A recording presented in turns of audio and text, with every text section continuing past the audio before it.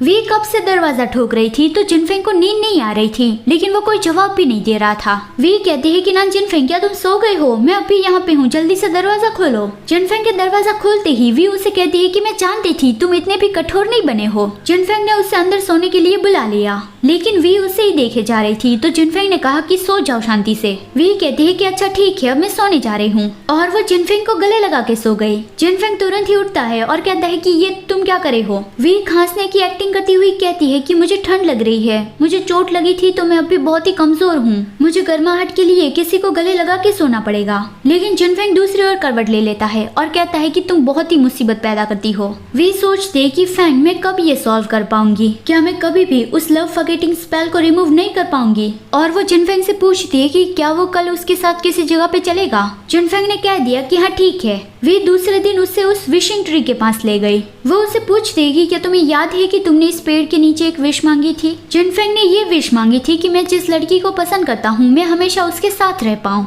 लेकिन जिनफेंग कहता है कि मुझे ऐसी चीजों पे यकीन ही नहीं है, तो फिर मैं यहाँ पे विश मांगने क्यों आऊंगा? वे सोचती है कि उस लव फॉरगेटिंग वाटर को पीने के बाद तुम सच में हमारे प्यार को भूल गए हो। और वो कहती है कि लेकिन मैंने विश मांगी थी, मैंने ये विश मांगी थी कि मैं हमेशा तुम्हारे साथ रह पाऊँ। और वो जिनफेंग से पूछती है कि तुम्हें क्या लगता है कि मेरी ये विश पूरी होगी? मैं तुम्हारे मुंह से ये सुनना चाहती हूँ कि हम हमेशा साथ रहेंगे। जिनफेंग दूसरी ओर देख के कहता है कि हम हस्बैंड एंड वाइफ है तो ऑफकोर्स हम साथ रहेंगे, अब आगे से ऐसी बेकार की विश मत करना। वी हंसती हुई कहती है कि तुम्हें अब शाय फील हो रहा है ना? जिनफेंग कहता है कि नहीं, मुझे नहीं हो रहा है। वी कहती है अच्छा ठीक है, मैं मान लेती हूँ कि तुम्हें शर्म नहीं आ रही है। और वो अंदर से खुश थी कि उसे थोड़ा तो फील हुआ। तभी किसी ने वहाँ पे स्मोक पॉइजन फैला दिया। जिनफेंग पहले वी पे ही शक करता है कि क्या ये तुम्हारी चाल थी? वी कहती है मैं ऐसा कैसे कर सकती हूँ, और अगर मैं तुम्हें सच में चोट पहुँचाना चाहती तो मैं खुद इस जहरीले धुएं में कैसे फंसती? और वी ने देख लिया कि कोई पेड़ पर है, उसने ये किया होगा। जिनफेंग ने कहा कि तुम यहाँ पर ही रुको, मैं अभी उसे खत्म करके आता हूँ। लेकिन वो पर्सन अचानक से पीछे से आया और जिनफेंग पे अटैक करता है, लेकिन वी उन दोनों के बीच में आ गई और वो वार अपने ऊपर ले लिया।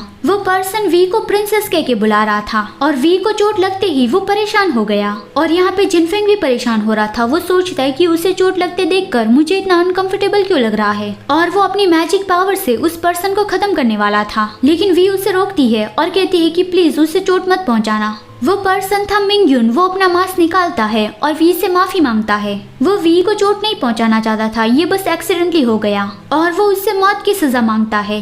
वी कहती है मिंगयुन, मैं जानती थी कि ये तुम ही हो, मुझे उम्मीद नहीं थी कि मॉली तुम्हारी आंखें इतनी जल्दी हील कर देगा। तुम आखिर यहाँ पे क्या कर रहे हो? तुम्हें इंसानी दुनिया में आराम करना चाहिए था। मिंगयुन ने सुना था कि जिनफेंग जबरदस्ती वी को अपने पास रख रहा है, तो फिर वो वी को यहाँ पे बचाने आया था।